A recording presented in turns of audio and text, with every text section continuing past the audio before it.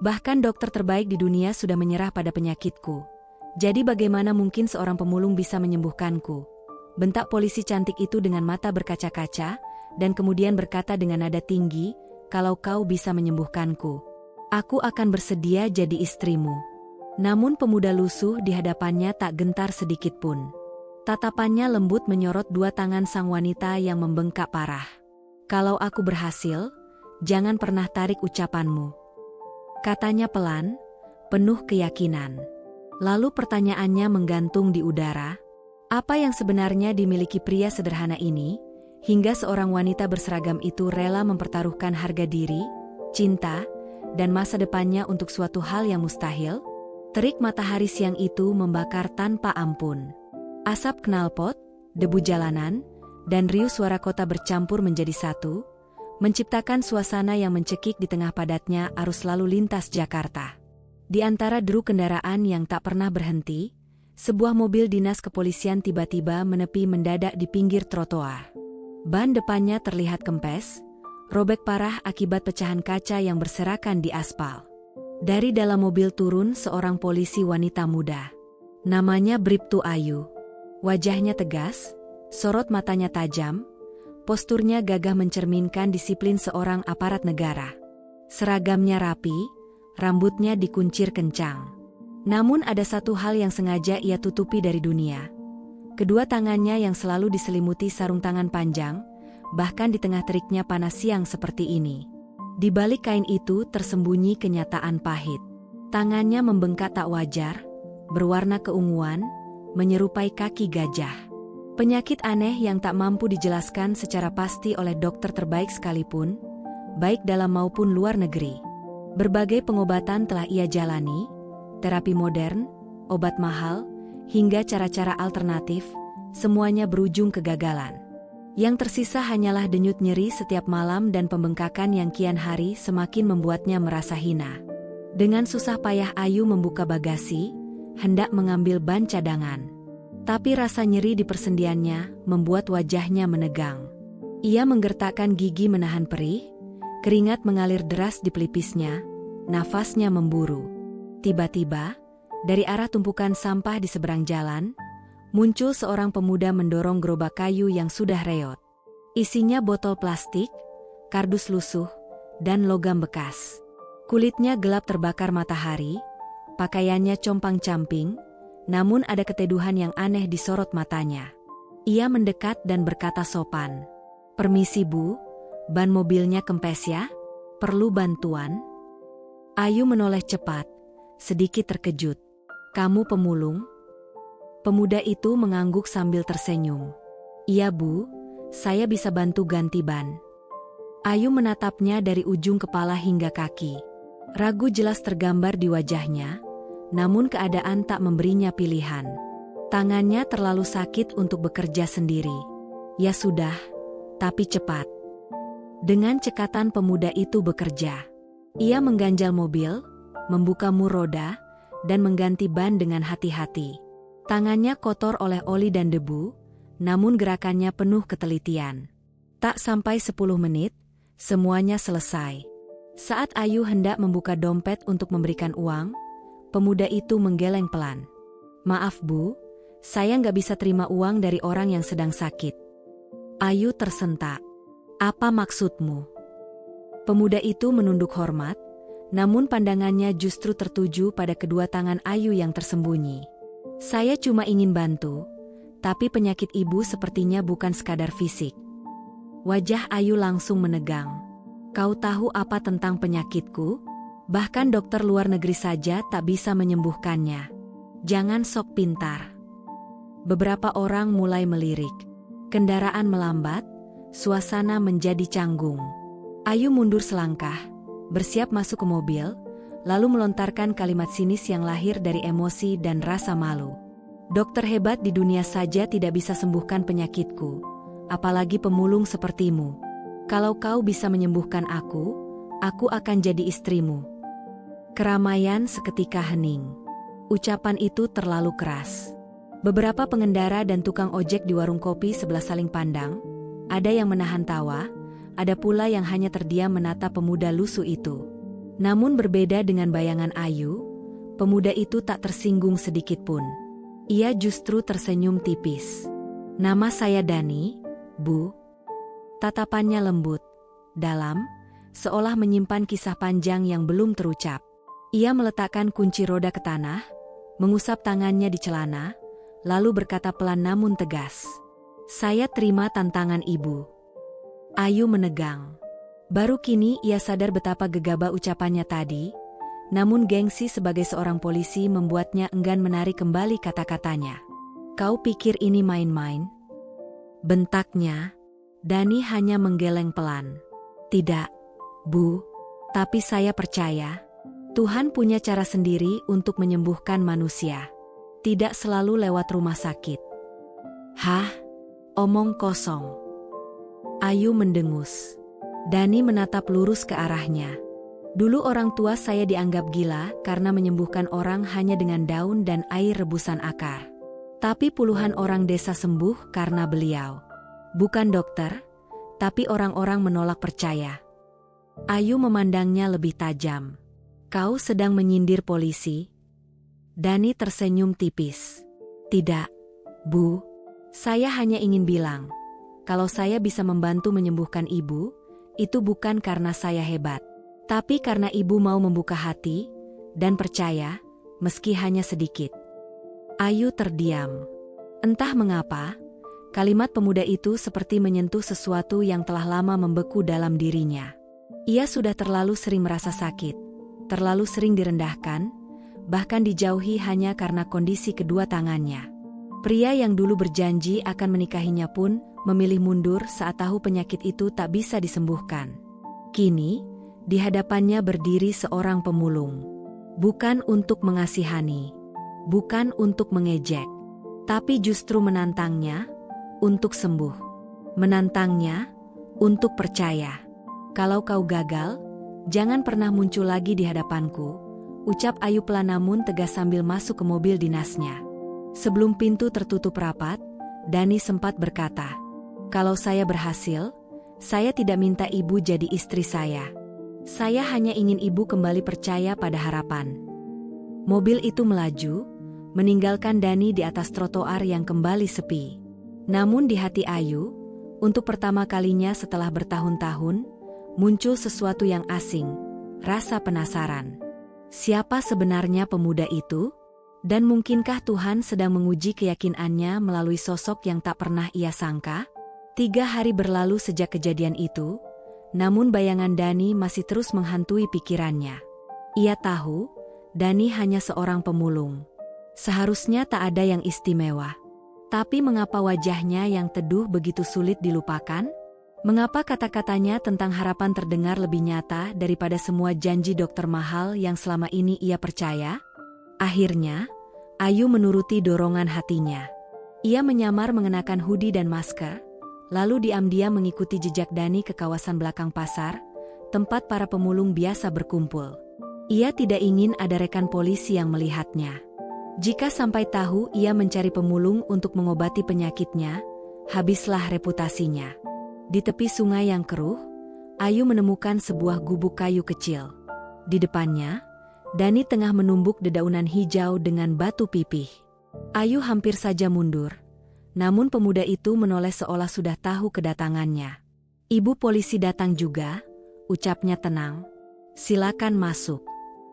Gubuk itu sederhana, nyaris seperti kandang ayam, tapi bersih. Di dalamnya ada rak bambu, botol-botol berisi cairan berwarna, serta tumpukan akar dan daun kering. Ayu duduk di bangku kayu, lalu perlahan membuka sarung tangannya. Tampak jelas tangan yang bengkak parah, kulit menebal dan kasar. "Apa kamu yakin bisa sembuhkan ini?" tanya Ayu ragu. Dani mengangguk perlahan. "Saya tidak menjanjikan keajaiban instan. Tapi saya akan coba cara yang diwariskan ayah saya. Seorang tabib desa di Garut. Ia menyembuhkan orang dengan ramuan alam, doa, dan kesabaran." Tanpa banyak bicara, Dani mulai mengoleskan ramuan bercampur lumpur dingin ke tangan Ayu. Bau tanah, daun sirih, dan minyak kayu putih langsung menusuk. Lengket, dingin, lalu terasa hangat. Tidak nyaman, namun anehnya, rasa nyeri di sendi mulai mereda. Gunakan ini setiap malam selama 7 hari, kata Dani. Tapi ada satu syarat. Ayu menatap curiga. Apa itu? Jangan membenci diri sendiri. Ayu tertegun. Dani menatapnya dalam. Penyakit ibu bukan hanya di tangan, tapi juga di hati. Semua orang yang datang ke sini selalu membawa luka batin. Termasuk saya. Malam itu, Ayu pulang membawa ramuan. Bau tajamnya membuat mual, namun ia tetap mengoleskannya. Saat tertidur, ia bermimpi. Tangannya bersinar, dan di kejauhan terlihat Dani berdiri di ujung sawah, tersenyum dalam diam. Keesokan paginya, Ayu terbangun dan perlahan menggerakkan jemari tangannya. Tidak ada rasa nyeri menusuk seperti biasanya. Hanya kesemutan ringan. Ia menatap tangannya dengan mata membesar, hampir tak percaya. Hari demi hari berlalu. 5 hari ia rutin menggunakan ramuan itu. Bau lumpur masih membuatnya ingin muntah, tapi hasilnya tak bisa dipungkiri. Bengkaknya menyusut, warna kulitnya mulai kembali normal. Sesuatu benar-benar berubah, bukan hanya pada tubuhnya, tetapi juga pada pikirannya. Setiap sore ia datang diam-diam ke gubuk Dani. Tidak hanya untuk terapi, tapi juga untuk mendengar cerita-cerita aneh dan bijak dari pria itu. Suatu hari hujan turun deras. Ayu datang menembus genangan, mengenakan jas hujan. Saat masuk ke gubuk, ia melihat Dani memegang sebuah bingkai foto lama. Seorang pria paruh baya berjenggot dengan baju lurik menatap dari balik kaca kusam. "Itu ayahmu?" tanya Ayu pelan. Dani tersenyum kecil, tapi matanya menyimpan kesedihan. "Iya, almarhum ayah. Dulu orang-orang datang dari jauh ke desa kami di Garut Selatan. Bawa anak sakit, lumpuh, bahkan yang digigit ular. Semua berharap pada beliau." Ayu mendengarkan tanpa menyela. Tapi saat terjadi wabah diare, banyak anak meninggal. Orang panik. Karena ayah tidak bisa menyembuhkan semua, mereka bilang beliau dukun sesat. Dituduh menyesatkan warga karena tak punya izin medis. Suara Dani mulai bergetar. Ayah ditangkap, dipukuli, rumah kami dibakar. Kami diusir. Ibu meninggal setahun kemudian karena shock. Sejak itu saya hidup berpindah-pindah, jadi pemulung, tapi saya tetap menyimpan ramuan ayah. Bukan karena dendam, tapi karena saya ingin membuktikan, ayah bukan orang jahat. Ayu tercekat. Dadanya terasa sesak. Matanya panas menahan gejolak yang tiba-tiba membuncah. Kisah Dani seperti tamparan keras bagi egonya sendiri, bukan hanya sebagai aparat, tapi sebagai manusia. Ia tahu betul, terlalu banyak orang baik yang tersingkir hanya karena sistem lebih percaya pada stempel dan legalitas, bukan pada niat tulus. Ia menatap wajah Dani yang tetap tenang di balik jejak luka hidup yang panjang. Dan untuk pertama kalinya, Ayu melihat sesuatu yang jauh lebih dalam daripada sekadar pemulung yang pernah membantunya di pinggir jalan. Ia melihat seorang pria yang telah berkali-kali kalah, namun memilih tidak membenci dunia. "Dani," ucap Ayu pelan, suaranya bergetar. "Maaf atas perlakuan kami dulu. Mungkin, ayahmu tidak salah. Kami terlalu cepat menghakimi." Dani menggeleng perlahan. "Saya tidak butuh permintaan maaf, Bu. Saya hanya ingin satu hal, agar ibu sembuh. Dan suatu hari nanti, saat tangan ibu kembali normal, ibu bisa salami ayah saya di kuburnya, dengan tangan yang sehat." Ayu menunduk. Air matanya jatuh tanpa bisa dibendung. Hujan masih turun di luar, namun di dalam gubuk reot itu, dua jiwa yang terluka mulai saling menyembuhkan. Bukan lewat obat, melainkan lewat kejujuran, pengakuan, dan rasa yang tumbuh perlahan. Hari ke-7 tiba. Ayu berdiri di depan cermin apartemennya, menatap kedua tangannya dengan napas tertahan. Bengkak itu lenyap. Kulitnya tak lagi keunguan, tidak menebal, dan tidak ada lagi rasa perih yang selama ini menjadi teman setianya. Ia menggenggam tangannya, membuka, menutup, menggenggam lagi. Tidak ada rasa sakit. Tidak ada nyeri. Hanya perasaan asing. Karena sudah bertahun-tahun ia tak bisa melakukan ini. Air mata mengalir deras. Ia menutupi wajahnya dengan kedua tangan dan menangis sejadi-jadinya. Tangisan yang bukan hanya tentang lega, tapi juga penyesalan, syukur, dan kerinduan pada kedua orang tuanya yang dulu menyeretnya ke berbagai rumah sakit demi sebuah harapan. Hari itu juga, tanpa pikir panjang, Ayu kembali ke gubuk Dani. Ia tak lagi memakai masker atau hoodie. Ia datang sebagai dirinya sendiri. Bukan sebagai polisi angkuh penuh gengsi, tapi sebagai manusia yang pernah jatuh dan kini berani mengakui kelemahannya. Dani sedang duduk di bawah pohon dekat sungai, menulis sesuatu di buku catatan lusuh. Ia menoleh dan tersenyum saat melihat Ayu. "Tangan ibu sudah sembuh?" tanyanya pelan, tanpa nada kaget, seolah sejak awal ia sudah yakin. Ayu mendekat perlahan. Ia meraih tangan Dani, menggenggamnya, lalu meletakkannya di atas tangannya sendiri. "Lihat ini, kau berhasil." Dani menatapnya lama, lalu mengangguk pelan. Tak ada sorak-sorai. Tak ada pelukan kemenangan. Hanya keheningan yang terasa hangat di antara mereka. Ayu duduk di sampingnya.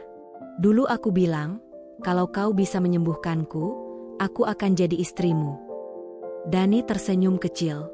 "Aku tak pernah menganggap ucapan itu serius, Bu Polisi." Ayu menggeleng perlahan. "Aku serius, tapi bukan karena kamu menyembuhkanku. Aku jatuh cinta padamu." Hening. Dani menatap wajah Ayu dalam-dalam. Tatapan itu kini tak lagi menantang, tak lagi menyimpan luka, hanya ketulusan yang jujur. "Apa kamu yakin? Aku cuma pemulung. Tak punya masa depan. Gubuk ini tempat tidurku. Orang-orang akan mencemoohmu." Ayu menghela napas panjang. "Dulu aku pikir cinta harus datang dari yang setara. Jabatan, gaji, penampilan. Tapi kamu menyembuhkanku bukan dengan tanganmu, Dani, tapi dengan hatimu." Dani terdiam. Matanya berkaca-kaca. Ia menunduk, berusaha menyembunyikan air mata yang mulai menggenang. Tapi Ayu melihatnya. Dan ia tahu, selama ini Dani memendam rasa yang tak pernah berani diungkapkan. Sore itu mereka duduk berdampingan di bawah langit yang perlahan cerah setelah hujan pagi. Tanpa banyak janji, tanpa drama besar. Cinta tumbuh dari tempat yang paling tak terduga. Tumpukan luka dan penderitaan yang mereka bagi bersama. 2 minggu berlalu sejak Ayu menyatakan perasaannya pada Dani di bawah pohon itu. Hubungan mereka kini berubah. Bukan lagi sekadar pasien dan penyembuh. Bukan hanya 2 jiwa yang terluka. Tapi sepasang manusia yang saling menjaga, diam-diam mengisi ruang kosong yang lama terkunci oleh gengsi dan trauma masa lalu. Namun dunia tak semudah itu menerima cinta mereka. Di kantor, Ayu mulai menjadi bahan bisik-bisik. Ada rekan polisi yang melihatnya diam-diam datang ke kawasan pemulung. Ada yang bertanya langsung, ada pula yang mencemooh di belakang. "Wah, sekarang doyan pemulung ya?" ejek seorang kolega pria sambil terkekeh di ruang loker. Ayu hanya tersenyum. Dulu mungkin ia akan membentak atau merasa malu. Tapi sekarang, ia tahu siapa yang benar-benar memiliki hati. Hari itu, Ayu mengenakan pakaian sipil. Ia tak lagi peduli citra dan bisikan. Di tangannya tergenggam setangkai bunga matahari, bunga yang sejak kecil selalu menjadi simbol harapan baginya. Ia melangkah menyusuri trotoar pasar, melewati hiruk-pikuk dan aroma debu, menuju gubuk Dani, dengan langkah pasti dan hati yang tak lagi ragu. Namun hari itu terasa berbeda. Gubuk kecil di tepi sungai itu sunyi. Tak ada suara Alu menumbuk daun, tak ada senyum tenang Dani yang biasanya menyambutnya. Hanya angin lembab dan sunyi yang menyesakkan. Jantung Ayu berdegup tak karuan. Ia menghampiri beberapa pemulung di sekitar. "Mas, Dani kemana?" tanyanya cemas. Seorang pria setengah baya menghela napas. "Tadi pagi dibawa orang pakai mobil hitam, Bu," katanya dituduh praktek pengobatan ilegal. Diseret begitu saja. Dunia Ayu seolah runtuh seketika. Tanpa pikir panjang, ia langsung melaju ke kantor polisi sektor terdekat. Hatinya berdenyut keras, kepalanya penuh kecemasan. Dan benar saja, Di balik jeruji besi itu, Dani duduk tenang. Pakaian kotor, wajahnya masih menyimpan jejak tarikan kasar, namun sorot matanya tetap sama. Tenang, seolah sudah terbiasa dengan ketidakadilan. "Kenapa kamu nggak bilang apa-apa ke aku?" tanya Ayu dengan suara bergetar. Dani tersenyum tipis. "Sudah biasa dituduh, Bu. Dulu ayah saya juga begitu. Saya kira saya bisa lolos, tapi rupanya sejarah ingin terulang lagi." Ayu menggeleng pelan, matanya memancarkan keteguhan. "Tidak. Kali ini sejarah tak akan berulang." Dengan tegas, Ayu menemui pimpinan sektor. Ia membeberkan seluruh bukti.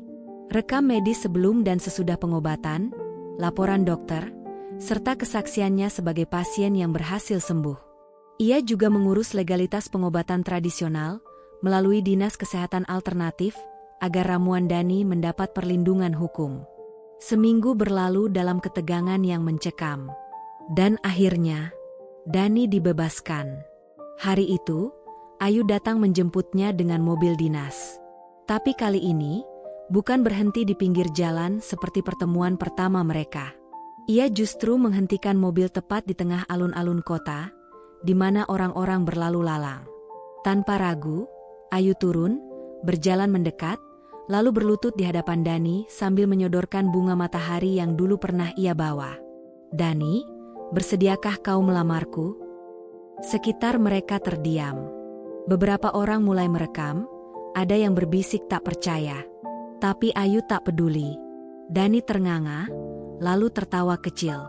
"Bukankah dulu kamu yang bilang akan jadi istriku kalau aku bisa menyembuhkanmu?" Ayu tersenyum lembut. "Dan sekarang aku ingin jadi istrimu. Bukan karena aku sembuh, tapi karena aku sembuh karena kamu." Dani menatap matanya dalam-dalam, lalu menggenggam tangan Ayu erat. Di bawah langit kota, di tengah keramaian, cinta dari dua dunia yang berbeda akhirnya menemukan jalannya. Tanpa pesta megah, tanpa gaun putih, tanpa pelaminan mewah. Hanya dua hati yang saling percaya, dan satu janji yang dulu terucap dalam amarah, kini menjadi ikrar penuh cinta. Setiap luka punya kisahnya. Setiap cinta punya jalannya sendiri. Tak peduli seberapa rendah dunia menilaimu, jika hatimu tulus, cinta akan menemukanmu.